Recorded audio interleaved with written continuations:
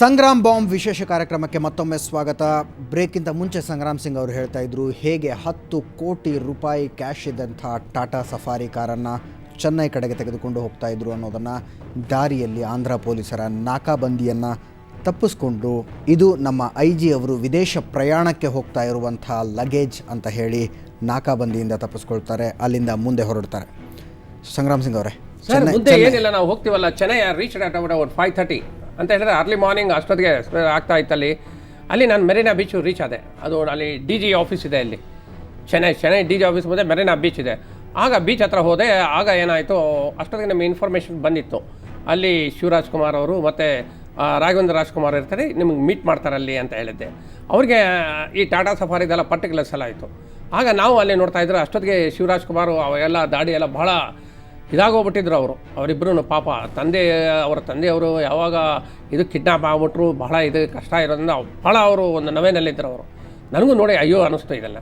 ಕಡೆಗೆ ಅವರು ಬಂದಿದ್ದೆ, ನಾವು ಐಡೆಂಟಿಫೈ ಮಾಡಿದ್ದೇವೆ. ಸರ್ ಬಂದಿದ್ದೀನಿ ಸರ್. ನೀವು ಹೋಗಿ ತಲುಪೋ ಅಷ್ಟರಲ್ಲಿ ಬಂದು ನಿಂತ್ಕೊಂಡಿದ್ರ ಅಲ್ಲಿ? ಇಲ್ಲ, ಅವ್ರು ಇನ್ನೂ ಇಲ್ಲ. ನಾವು ಬಂದು ಹೋದ್ಮೇಲೆ ನಾವು ಅಲ್ಲಿ ಬಂದು ನಾವು ಯಾವಾಗ ಮೆರಿನಾ ಬೀಚ್ ಒಂದು 15-20 ನಿಮಿಷಕ್ಕೆ ಅವ್ರು ಬಂದರು ಅವರು. ಯಾಕಂದರೆ ನಾನು ನೋಡ್ತಾ ಇದ್ದೆ, ಇಳಿದುಕೊಂಡಿದ್ದೆ, ಎಲ್ಲಿ ಬರ್ತಾ ಇದ್ದಾರೆ ಏನು ಎತ್ತ ಅಂತ ಹೇಳಿದ್ದೆ. ಕಾಮಲಿಕ್ಕೆ ಅವರು ಬಂದಿದ್ದೆ. ನಾನು ಹೇಳಿದೆ, ನಾನು ಅಷ್ಟೊಂದು ಪರಿಚಯ ಇರಲಿಲ್ಲ, ಸಿನಿಮಾದಲ್ಲೆಲ್ಲ ಅಷ್ಟೇ ನೋಡ್ತಾ ಇದ್ದದ್ದು. ಸರ್ ಸಂಗ್ರಾಮ್ ಸೇ ಗೊತ್ತರು ನೀವೆಲ್ಲ ಅಂತ ಹೇಳಿದರು. ಸರ್ ಎಲ್ಲ ಇದೆ, ಕ್ಯಾಶ್ ಎಲ್ಲ ಒಳಗಡೆ ಇದೆ ಸರ್, ಅದು ಕಳಿಸ್ಕೊಟ್ಟಿದ್ದಾರೆ ಸರ್. ಎಲ್ಲಿ ನೆಕ್ಸ್ಟ್ ನೀವೇನು ಹೇಳ್ತೀರೋ ಅದನ್ನು I will attend to it sir ಅಂತ ಹೇಳಿದೆ. ಹಾಗಾದರೆ ವೆಯ್ಟ್ ಮಾಡಿ ಅಂತ ಹೇಳಿದ್ರೆ ನಿಯರ್ಲಿ ಸುಮಾರು 1 hour ಅವರು ವಾಕ್ ಮಾಡ್ಕೊಂಡಿದ್ದೆ. ಅದೇ ಇನ್ಫಾರ್ಮೇಷನ್ ಮಾಡಬೇಕು, ಕಲೆಕ್ಟ್ ಮಾಡಬೇಕು. ಅವರು ಓಡಾಡ್ಕೊಂಡೇ ಇದ್ದರು ಅಲ್ಲಿ. ಆಮೇಲೆ ಏನು ಮಾಡಿದ್ರು, ಸರಿ ಅಂತ ಹೇಳಿದೆ, ಈಗ ನೀವು ನನ್ನ ಕಾರ್ ಫಾಲೋ ಮಾಡಿ ಅಂತ ಹೇಳಿದ್ರು ಅವರು. ಸರಿ ಸರ್ ಅಂತ ಹೇಳಿದೆ. ಕಾರ್ ಫಾಲೋ ಮಾಡಿದೆ. ಅಲ್ಲಿ ವುಡ್ಲ್ಯಾಂಡ್ಸ್ ಹೋಟೆಲ್ ಇತ್ತು ಅಲ್ಲಿ ದೊಡ್ಡ ಚೆನ್ನೈಯಲ್ಲಿ. Because Chennai city is also very new to me. ಅಷ್ಟೊಂದೇನು ರೋಡೆಲ್ಲ ಗೊತ್ತಿದೆ, ಆದರೆ ಸಿಟಿ ಭಾಳ ದೊಡ್ಡದಿತ್ತಲ್ಲ. ಅಲ್ಲಿ ಹೋದ್ವಿ. ಅಲ್ಲಿ ಅವಳೇ ಒಂದು ಹಿಂದ್ಗಡೆ ಒಂದು ದೊಡ್ಡ ಒಂದು ಸೂಟೇ ಮಾಡ್ಕೊಂಡಿದ್ರು ಅವರು, ಶಿವರಾಜ್ ಕುಮಾರು ಮತ್ತು ರಾಘವೇಂದ್ರ ರಾಜ್ಕುಮಾರು. ಆಗ ಅಲ್ಲಿಗೆ ಹೋಗಿದ್ವಿ. ಅಲ್ಲಿಗೆ ಹೋಗಿದೆ. ಅಲ್ಲಿ ಒಂದು ಕೆಲಸ ಮಾಡಿ, ನೀವು ಇಲ್ಲೇ ಇರಿ, ಈ ಕ್ಯಾಶ್ ಗೀಶ್ ಎಲ್ಲ ಇಲ್ಲಿ ಇಟ್ಕೊಂಡಿರಿ, ಯಾರಿಗೂ ಗೊತ್ತಾಗಲ್ಲ. ಅದು ಹಿಂದ್ಗಡೆ ಬ್ಯಾಕ್ ಯಾರ್ಡಲ್ಲಿರೋದ್ರಿಂದ ಯಾರಿಗೂ ಅಷ್ಟು ಇದಿರಲಿಲ್ಲ. ಬಟ್ ನಮ್ಮದು ಏನು ಡ್ಯೂಟಿ ಇತ್ತು, ಟು ಗಾರ್ಡ್ ದಿ ಕ್ಯಾಶ್ ಅಷ್ಟೇ ನಮ್ಮದು. ಅವರು ಇನ್ಸ್ಟ್ರಕ್ಷನ್ಸ್ ಏನು ಹೇಳ್ತಾರೆ ನೆಕ್ಸ್ಟ್ ಅದನ್ನು ಕ್ಯಾರಿ ಔಟ್ ಮಾಡೋದನ್ನು. ಸರಿ ಸರ್ ಅಂತ ಹೇಳಿದೆ. ನಾನೆಲ್ಲ ತೆಗೆದು ರೂಮಲ್ಲೆಲ್ಲ ಇಟ್ಟೆ. ಅವರು ರೂಮಲ್ಲೆಲ್ಲ ಇಟ್ಟಿದ್ದ ತಕ್ಷಣ ಅವರು ಇಲ್ಲೇ ಇರಬೇಕು ಅಂತ ಹೇಳಿ ನನಗೇನು ಅಲ್ಲಿ ಚೇರ್ ಹಾಕ್ಕೊಂಡಿದ್ದೆ. ನಾವು ಸೆಂಟ್ರಿ ಅಂತ ಹೇಳಿದೆ, ಕೂತಬಿಟ್ಟೆ ನಾನು ಹೀಗೆ ಭದ್ರವಾಗಿ.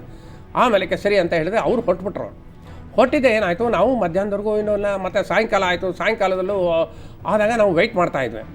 ವೆಯ್ಟ್ ಮಾಡಿದಾಗ ಏನಾಯಿತು, ಬರಲಿಲ್ಲ. ಸಾಯಂಕಾಲದ ಮೇಲೆ ಬಂದಿದ್ದೆ, ಇಲ್ಲ ಕ್ಯಾಶ್ ತೊಗೊಂಡು ನಾವು ಬೇರೆ ಕಡೆ ಹೋಗಬೇಕಾಗುತ್ತೆ, ಅದು ನಾವು ಹೇಳ್ತೀವಿ ಎಲ್ಲ. ಮತ್ತೆ ನಾನು ಇಟ್ಟಿದ್ದು ಒಂದು ಸ್ವಲ್ಪ ಹೊತ್ತಿಗೆ ಏನಾಯಿತು, ಮತ್ತೆ ಅವರಿಗೆ ಒಂದು ಮೆಸೇಜ್ ಬಂತು, ಇವತ್ತಾಗಲ್ಲ ನಾಳೆ ಬರಬೇಕು ಅಂತ ಹೇಳಿದ್ದೆ. ಆಯಿತು ಬಿಡಿ ಸರ್, ನಮಗೇನು ಅಂತ ಹೇಳಿದೆ. ಮತ್ತೆ it's my duty to God. ಅವರು ಹೊರಗಡೆ ಬರ್ತಾಯಿದ್ರು. ನೆಕ್ಸ್ಟ್ ಡೇ ಏನಾಯಿತು, ಈವ್ನಿಂಗು. ಸೊ ಒಂದು ದಿವಸ ಮತ್ತೆ ನೀವು ವುಡ್ಲ್ಯಾಂಡ್ಸ್ ಹೌದು ಸರ್, ಅಲ್ಲಿ ಇರಬೇಕಾಗಿತ್ತು ಸರ್. ಅಲ್ಲಿ ಏನು ಮಾಡೋಕ್ಕಾಗ್ತಾ ಇಲ್ಲ, ಯಾಕಂದರೆ ಅವರಿಗೆ ಇನ್ಸ್ಟ್ರಕ್ಷನ್ಸ್ ಬರ್ತಾಯಿತ್ತು, ಎಲ್ಲಿಗೆ ಹೋಗ್ತಾ ಇರಬೇಕು, ಏನು ಮಾಡಬೇಕು, ಯಾರ ಹತ್ರ ಹೋಗಬೇಕು ಅಂತ ಹೇಳಿದ್ದೆ. ಅದನ್ನು ಮುಂದೆ ಹೇಳ್ತೀನಿ ಏನಾಯಿತು ಅಂತ ಹೇಳಿದ್ರೆ. ಯಾತಕ್ಕಂತ ಹೇಳಿದ್ರೆ ಸ್ವಲ್ಪ ಅಲ್ಲಿ ಚೇಂಜ್ ಆಗಬೇಕಾಗತ್ತೆ.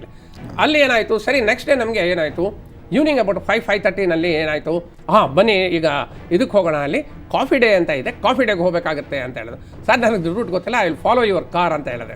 ಸೊ ನೀವು ಒಂದು ದಿವಸ ಪರ್ಟಿಕ್ಯುಲರ್ ಡೇ ಅರ್ಲಿ ಮಾರ್ನಿಂಗ್ ಅಲ್ಲಿಗೆ ತಲುಪಿದ್ರಿ, ಅವತ್ತು ರಾತ್ರಿ ವುಡ್ಲ್ಯಾಂಡ್ಸ್ ಅಲ್ಲೇ ಇದ್ರಿ, ಮಾರನೇ ದಿವಸ ಸಂಜೆ ಹೌದು ಸರ್, ಮತ್ತೆ ಕಾಫಿ ಡೇಗೆ ಹೋಗೋದು. ಹೌದು, ಕಾಫಿ ಡೇಗೆ ಹೋಗ್ತೀವಿ ಸಾಯಂಕಾಲ ಹೋದಾಗ ಏನಾಯಿತು, ಕಾಫಿ ಡೇ ಹತ್ರ ಹೋದ್ವಿ. ಕಾಫಿ ಡೇ ಅಂತ ಬೆಂಗಳೂರಲ್ಲಿ ನೋಡಿದ್ರೆ ನಮಗೂ ಐ ಡೋಂಟ್ ನೋ ಪರಿಚಯ ಇರಲಿಲ್ಲ. ಆಗ ಕಾಫಿ ಡೇಗೆ ಹೋಗ ಕೆಳಗಡೆ ನಾವು ನಿಂತ್ಕೊಂಡಿದ್ವಿ. ಶಿವರಾಜ್ ಕುಮಾರ್ ಮತ್ತೆ ಏನೋ ರಫ್ ಆಗಿ ಎಲ್ಲಿ ಕಾಫಿ ಡೇ ಏನು ಅಂತ ನೆನಪಿದೆಯಾ ನಿಮಗೆ? ರಫ್ ಆಗಿ ಸರ್ ಚೆನ್ನೈಲಿ ಕರ್ಕೊಂಡು ಹೋದ್ರೆ I will identify the spot.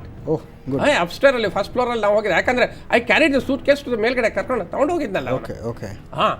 ಆಮೇಲೆ ಏನಾಯಿತು, ಅಲ್ಲಿ ಹೋಗಿದ ತಕ್ಷಣ ಇಬ್ಬರು ಶಿವರಾಜ್ ಕುಮಾರು ಮತ್ತು ಶಿವಣ್ಣ ಮತ್ತು ರಾಜಣ್ಣ ಇಬ್ಬರು ಮೇಲ್ಗಡೆ ಹೋದರು. ಮಾತಾಡ್ಕೊಂಡಿದ್ದೆ, ಸಿಂಗ್ ನೀವು ಆ ಸೂಟ್ ಕೇಸ್ಗಳನ್ನ ಮೇಲ್ಗಡೆ ತರೋಕ್ಕಾಗತ್ತಾ ಅಂತ ಹೇಳಿದ್ರೆ. ಖಂಡಿತವಾಗಿ ತರ್ತೀನಿ ಸರ್ ಅಂತ ಹೇಳಿದೆ. ಆ ಡ್ರೈವರ್ಗೆ ಭಾಳ ಕಾನ್ಫಿಡೆನ್ಷಿಯಲಿ ಹೇಳಿದ್ದೆ, ಹುಷಾರ್ ಅಂತ ಹೇಳಿದೆ. ನಾನು ಮತ್ತು ಇಬ್ಬರು ಮೇಲ್ಗಡೆ ತೊಗೊಂಡು ಹೋದ್ವಿ. ಮೇಲ್ಗಡೆ ತೊಗೊಂಡೋದು ದೊಡ್ಡ ರೂಮ್ ಇತ್ತು, ಅಲ್ಲಿ ದೊಡ್ಡ ಟೇಬಲ್ ಇತ್ತು. ಅಲ್ಲಿ ಸಿದ್ಧಾರ್ಥ ಸಾಹೇಬರು ಬಂದಿದ್ದಾರೆ ಅಲ್ಲಿ. ಸಿದ್ಧಾರ್ಥ ಅವರು, ತಾವು ಇಲ್ಲಿ ಬಂದುಬಿಟ್ಟಿದ್ದೀರಲ್ಲ ಅಂತ ಹೇಳಿದೆ. ಅಯ್ಯೋ ಬೋಳಿ ಮಗ ಅವನು 500 ರೂಪಾಯಿ ಎಲ್ಲ ಬೇಡ, ನನಗೆ 100 ರೂಪಾಯಿ ಆಗಬೇಕು ಅಂತ ಹೇಳಿದಾನೆ. ಅದಕ್ಕೆ 100 ರೂಪಾಯಿ ತಂದಿದ್ದೀನಪ್ಪ ಅಂತ ಹೇಳಿದೆ. ಅಂದರೆ ನನಗೆ ಗೊತ್ತಿಲ್ಲ 500 ರೂಪಾಯಿ ಯಾವುದು 100 ರೂಪಾಯಿ ಎಲ್ಲಿದೆ ಸರ್. 500 ಆ ಸೂಟ್ ಕೇಸ್ಗಳೆಲ್ಲ 500 ರೂಪಾಯಿ ಇದೆಯಪ್ಪ, ಅವನಿಗೆಲ್ಲ 100 ರೂಪಾಯಿ ಬೇಕಂತೆ ಸೋಪ್ ಬಾಕ್ಸಲ್ಲಿ, ಸೂಟ್ ಕೇಸಲ್ಲಿ ಬೇಡ ಅಂತ ಹೇಳಿದ್ರು. ಸರಿ ಸರ್ ಅಂತ ಹೇಳಿದೆ. ಆಗ ನಾವೇನು ಮಾಡಿದೆ, ಸೂಟ್ ಕೇಸಲ್ಲಿರೋದು ಹಣ ಇಲ್ಲ. ಅಷ್ಟೊತ್ತಿಗೆ ಶಿವರಾಜ್ ಶಿವರಣ್ಣ ಇದ್ದರು, ರಾಘವೇಂದ್ರ ಆಯಿತು, ಮತ್ತು ಅವರು ನಮ್ಮ ಸಿದ್ಧಾರ್ಥ ಸಾಹೇಬರಿದ್ದರು, ಮತ್ತು ಒಂದು ಇಬ್ಬರು ಮೂವರು ಅಲ್ಲಿ ಆಫೀಸಲ್ಲಿ ಕೆಲಸ ಮಾಡೋರು ಅವರೆಲ್ಲ ಇದ್ದರು. ಆಗ ದೊಡ್ಡ ಟೇಬಲ್ ಮೇಲೆ ನಾವು 10 ಕೋಟಿ ಅಲ್ಲಿಟ್ವಿ, 500 ರೂಪಾಯಿದು. ಇನ್ನೂ ಒಂದು ಅವರು ತಂದಿದ್ದು 100 ಕೋಟಿ, ಅಲ್ಲಿ 20 ಕೋಟಿ ಇತ್ತು ಅಲ್ಲಿ ಟೇಬಲ್ ಮೇಲೆ ಆಗ. ಸೊ 20 ಕೋಟಿ ಇರುವಾಗ ನಾವೆಲ್ಲ ಈ 500 ರೂಪಾಯಿ ಏನು ಬಂಡಲ್ಸ್ ಇತ್ತು ಎಲ್ಲ ಬಂಡಲ್ಸ್ ಎಲ್ಲ ಅವರು ಆ ಕಡೆ ತೊಗೊಂಡ್ಬಿಟ್ರು. ಆಮೇಲೆ ಈ 100 ರೂಪಾಯಿ ಇತ್ತಲ್ಲ, ಈ 100 ರೂಪಾಯಿದೆಲ್ಲ ಎಣ್ಸೆ ಎಲ್ಲ 10 ಲಕ್ಷ 5 ಲಕ್ಷ ಇದೆಲ್ಲ ಇದು ಮಾಡಿದೆ. ಆ ಸೋಪ್ ಬಾಕ್ಸಸ್ ಇದು ಸ್ವಲ್ಪ ದೊಡ್ಡ ಸೋಪ್ ಬಾಕ್ಸಲ್ಲಿ ಒಂದು 8 ಸೋಪ್ ಬಾಕ್ಸಲ್ಲಿ ಅದರೆಲ್ಲ ಹಾಕಿದೆ ಎಲ್ಲ ಕರೆಕ್ಟ್ ಮಾಡಿದೆ, ಎಲ್ಲ ಇದಾಯಿತು. ಅಷ್ಟೊತ್ತಿಗೆ ಒಂದು 10-10:30 ಆಗೋಗ್ಬಿಟ್ಟಿತ್ತು ಇದೆಲ್ಲ ನಡೆಯೋ ಅಷ್ಟೊತ್ತಿಗೆ. ಯಾಕಂದರೆ ಸೋಪ್ ಬಾಕ್ಸ್ ಹಾಗೆ ಇದೆಲ್ಲ ಮಾಡಿದೆ. ಏನು ಸರ್ ಅದು ಸೋಪ್ ಬಾಕ್ಸಲ್ಲಿ ಹೋದ್ರೆ ಎಲ್ಲರ ಬಿದ್ದೋಟ್ರೆ ಅವ್ನು ಕೇಳಿರೋದು ಸೋಪ್ ಬಾಕ್ಸ್ ಅಲ್ಲಪ್ಪ, ಸೂಟ್ ಕೇಸ್ ಅಂತ ಕಳಿಸಿದ್ರೆ ನಾವು ಕಳಿಸ್ಬಿಡ್ಬೋದಾಗಿತ್ತು. ಆ ಬೋಳಿ ಮಗನ ಅಂತಾರೆ ಅವರು. ಹಿಂಗೆ ಮಾಡಿದ್ರೆ ಹೆಂಗೋ ಒಟ್ಟಲ್ಲಿ ಬಿಡಿ ಸರ್, ಹೆಂಗೋ ಒಂದು ಹೋದರೆ ಸಾಕು ಬಿಡಿ ಸರ್, ಅಲ್ಲಿ ನಮ್ಮ ಅಪ್ಪಾಜಿಯವ್ರು ಬಂದರೆ ಸಾಕು ಸರ್ ಅಂತ ಹೇಳಿದೆ. ನಮಗೂ ಭಾಳ ಫೀಲಿಂಗ್ ಇತ್ತು ಬಿಡಿ. ಯಾಕಂದರೆ ವಿ ಕೆನಾಟ್ ಆಲ್ಸೋ ನಾವು ಅವ್ರಿಗೆ ಇದು ಮಾಡೋಂಗಿಲ್ಲ, ನಮ್ಮಲ್ಲೂ ಕಣ್ಣಲ್ಲಿ ನೀರು ಬರ್ತಾಯಿತ್ತು ಅಪ್ಪಾಜಿಯವ್ರ ಮೇಲೆ. ಸರಿ ಅಂತ ಹೇಳಿದೆ, ಮುಂದೆ ಏನು ಮಾಡಬೇಕು ಸರ್ ಅಂತ, ಮುಂದೆ ಇದನ್ನು ಒಳಗಡೆ ಟ್ರಾನ್ಸ್ಫರ್ ಮಾಡ್ಕೊಳ್ಳಿ ಅಂತ ಹೇಳಿದ್ರು. ಸರಿ ಅಂತ ಹೇಳಿದ್ರೆ ಟ್ರಾನ್ಸ್ಫರ್ ಮಾಡ್ಕೊಂಡ್ವಿ ಯಾರಿಗೆ ಮತ್ತೆ ಇದರಲ್ಲಿ. ಒಟ್ಟಾರೆಯಾಗಿ ಚೆನ್ನೈನ ಕಾಫಿ ಡೇನ ಫಸ್ಟ್ ಫ್ಲೋರ್ನಲ್ಲಿದ್ದಂಥ ಆಫೀಸ್ನಲ್ಲಿ ಅವತ್ತು 30 ಕೋಟಿ ರೂಪಾಯಿ ನೋಡಿದ್ರಿ ನೀವು? 20 ಕೋಟಿ ಸರ್. 20 ಕೋಟಿ, 500 ರೂಪಾಯಿದು 10 ಕೋಟಿ, 100 ರೂಪಾಯಿದು 10 ಕೋಟಿ. ಓಕೆ. ಅಲ್ಲಿಂದ ಎಲ್ಲಿಗೆ ಹೋಗಬೇಕು ಅಂತ ಹೇಳಿದ್ರು. ಆಮೇಲೆ ಅವ್ರಿಗೆ ಸೊ ನೀವು ಆ ಸೋಪ್ ಬಾಕ್ಸ್ಗಳಲ್ಲಿ ಇದ್ದಂಥ ದುಡ್ಡೆಲ್ಲ ಮತ್ತೆ ಟಾಟಾ ಸಫಾರಿಗೆ ಹೊರತು ಮತ್ತೆ. ಯಾಕಂದರೆ ಈಗ ಶಿಫ್ಟ್ ಆಗಬೇಕಲ್ಲ. ಎಲ್ಲಿಗೆ ಸರ್ ಅಂತ ಹೇಳಿದ್ರೆ, ಇದು ರಜನಿಕಾಂತ್ ಮ್ಯಾನೇಜರ್ ಒಬ್ಬರು ಇದ್ದಾರೆ, ಅವ್ರ ಮನೆಗೆ ಶಿಫ್ಟ್ ಆಗಬೇಕಿದು ಅಂತ ಹೇಳಿದೆ. ನಮಗೆ ಯಾರು ರಜನಿಕಾಂತ್ ಅಂದರೆ ಯಾರು ಇದ್ರೇನು ಅವ್ರು ಏನೋ ಇದು ಮಾಡಿರ್ಬೇಕು, ಸಹಾಯ ಮಾಡಿರ್ಬೇಕು ಏನೋ ಅಪ್ಪಾಜಿಯವ್ರು ಬರೋದಕ್ಕೆ.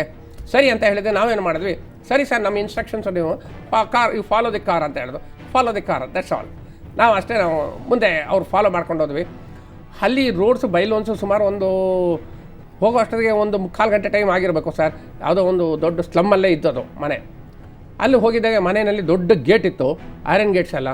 ಆಗ ಇವರು ಶಿವರಾಜ್ ಕುಮಾರ್, ನೀವು ಇಳಿಬೇಡಿ, ನೀವು ಕಾರ ಒಳಗಡೆ ಇರಿ ಅಂತ ಹೇಳಿದ್ರು. ಆಯಿತು ಸರ್. ಆಮೇಲೆ ಅವ್ರು ಗೇಟ್ ಎಲ್ಲ ತೆಗೆದ್ರು. ಗೇಟಲ್ಲಿ ಒಂದು 20 ಕ್ಯಾಂಡಲ್ ಬಲ್ಪೇ ಇದ್ದಿದ್ದು ಅಷ್ಟೇ. ಆಮೇಲೆ 15 ನಿಮಿಷ ಬಂದಿದ್ದ, ಅವನು ಹೊರಗಡೆ ಎಲ್ಲ ನೋಡಿದ್ದ ಕಡೆಗೆ ಬಾಗಿಲು ತೆಗೆದ. ಆಗ ಶಿವಣ್ಣ ಮತ್ತು ರಾಜಣ್ಣ ಇಬ್ಬರು ಏನು ಮಾಡಿದ್ರು, ಒಳಗಡೆ ಹೋದರು. ಒಳಗಡೆ ಒಂದು 10 ನಿಮಿಷ ಎಲ್ಲ ಮಾತಾಡ್ಕೊಂಡಿದ್ದೆ. ಬಂದಿದ್ದೆ, ಸಿಂಗ್ ಇದನ್ನು ಒಳಗಡೆ ಟ್ರಾನ್ಸ್ಫರ್ ಮಾಡಬೇಕು ಇದನ್ನು. ಏನು ಸರ್ ಮನೆ ನೋಡಿದ್ರೆ ಹಿಂಗಿದೆಯಲ್ಲ ಸರ್, ಯಾರೂ ಇಲ್ವಲ್ಲ ಸರ್, ಏನು ಸರ್ ಮಾಡೋದು ಇಷ್ಟಲ್ಲ ಅಂತ ಹೇಳಿದೆ. ಬೇಡ ಬಿಡ್ರಿ, ಅವ್ರು ಹೇಳಿದ್ದಾರೆ ನಾವು ಕೊಟ್ಬಿಡೋಣ ಅಂತ ಹೇಳಿದ್ರು. ಸರಿ ಸರ್ ಅಂತ ಹೇಳಿದೆ. ಸೊ ನಿಮ್ಗೆ ಆ ಮನೆ ನೋಡಿದ್ರೆ ನಂಬಿಕೆ ಬರಲಿಲ್ಲ? ಯಾರೋ ದೊಡ್ಡ ಮನುಷ್ಯ ಇಲ್ಲ ಸರ್, ಮಾಡಿಸ್ತಾರೆ ರಾಜ್ಕುಮಾರ್, ದೊಡ್ಡ ಮನೆಗೆ ಇದು ಮನೆ ಇದ್ರೆ ಏನೋ ಮಾಡೋದು. ಆ ಮನೆಗಳು ನೋಡಿದ್ರೆ ಒಳ್ಳೆ ಇದ್ದಿದ್ದು ಹೆಂಗಿದೆ ಅದು, ನಮಗೆ ಡೌಟು. ಒಳ್ಳೆ ಕಳ್ಳೆ ಕಾಕರ ಮನೆ ಇದ್ದಂಗೆ ಇದೆ ಅದು, ಹಾಗೇನಿಲ್ಲ. ಇವು ಒಳಗಡೆ ನೋಡ್ತೀನಿ, ಏನು ಫರ್ನಿಚರ್ ಇಲ್ಲ, ಏನೂ ಇಲ್ಲ, ಎಲ್ಲ ಮನೆಲ್ಲ ಅಷ್ಟೇ. ಕಡೆಗೇನು ಮಾಡಿದ್ವಿ, ಎಲ್ಲ ಶಿಫ್ಟ್ ಮಾಡಿದ್ವಿ. ನಾವು ಶಿಫ್ಟ್ ಮಾಡಿದೆ, ಎಲ್ಲ ಇಟ್ಟಿದ್ದೆ.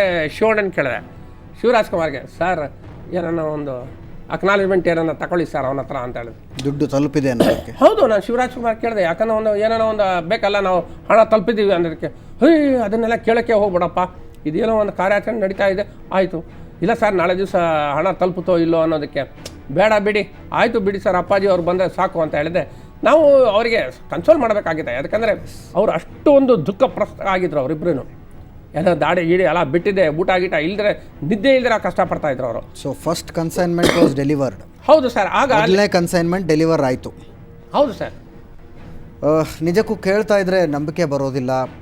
ಚೆನ್ನೈಗೆ 10 ಕೋಟಿ ರೂಪಾಯಿ ತೆಗೆದುಕೊಂಡು ಹೋಗ್ತಾರೆ. ಅಲ್ಲಿ ಕಾಫಿ ಡೇಯಲ್ಲಿ 500 ರೂಪಾಯಿಯ ನೋಟುಗಳನ್ನು ತೆಗೆದು 100 ರೂಪಾಯಿ ನೋಟುಗಳನ್ನು 10 ಕೋಟಿ ರೂಪಾಯಿಗಳನ್ನು ಇಡ್ತಾರೆ. ನಂತರ ಶಿವರಾಜ್ ಕುಮಾರ್, ರಾಘವೇಂದ್ರ ರಾಜ್ಕುಮಾರ್ ಇದ್ದಂಥ ಎಸ್ಟೀಮ್ ಕಾರನ್ನು ಫಾಲೋ ಮಾಡ್ಕೊಂಡು ಹೋಗುತ್ತೆ ಸಂಗ್ರಾಮ್ ಸಿಂಗ್ ಇದ್ದಂಥ ಟಾಟಾ ಸಫಾರಿ.